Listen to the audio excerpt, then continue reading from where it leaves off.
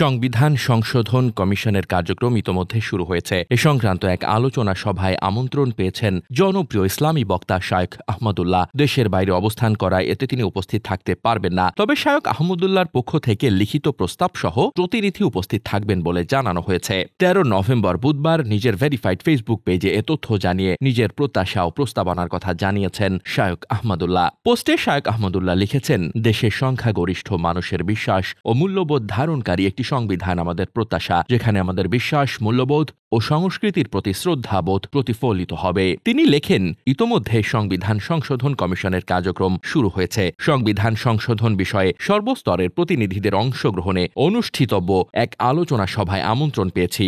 দেশের বাইরে অবস্থান করায় উক্ত সভায় উপস্থিত হতে না পারলেও লিখিত প্রস্তাব সহ আমার প্রতিনিধি উপস্থিত থাকবেন ইনশা আল্লাহ। আশা করি জাতীয় জীবনের এই গুরুত্বপূর্ণ মুহূর্তে সংশ্লিষ্ট মহল সুবিবেচনা ও প্রজ্ঞার পরিচয় দেবেন। কমিশনের সদস্যরা ইতোমধ্যে অংশীজনদের মতামত ও প্রস্তাব নেওয়া শুরু করেছেন। আমরা তাদের এই উদ্যোগকে স্বাগত জানাই। পোস্টের প্রথম কমেন্টে তিনি লিখেছেন, সংবিধান সংশোধনের ক্ষেত্রে কয়েকটি বিষয় তারা বিবেচনা করবেন বলে আশা করছি। সংবিধানে এদেশের গরিষ্ঠ সংখ্যক মানুষের ধর্মীয় বিশ্বাস, মূল্যবোধ ও সংস্কৃতির প্রতি শ্রদ্ধাবোধ প্রতিফলিত হতে হবে। সংবিধানে এরকম কোনো ধারা উপধারা সংযোজন করা যাবে না এবং থাকলে অপসারণ করতে হবে যা এদেশের সংখ্যাগরিষ্ঠ মানুষের ধর্মীয় বিশ্বাস, মূল্যবোধ ও চেতনার পরিপন্থী। সংবিধানের শুরুতে আল্লাহর ওপর আস্থা ও বিশ্বাস হবে প্রজাতন্ত্রের সকল কাজের ভিত্তি। এই বাক্য পুনঃসংযোজন করতে হবে যা বিগত সরকার সংবিধান থেকে অপসারণ করেছে। সংবিধান থেকে ধর্মনিরপেক্ষতা ও সমাজতন্ত্রের বিলোপ করতে হবে, কারণ এটি এদেশের মানুষের চিরায়তের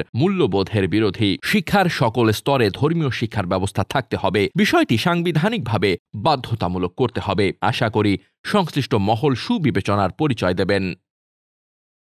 ডেস্ক রিপোর্ট, বার্তা বাজার।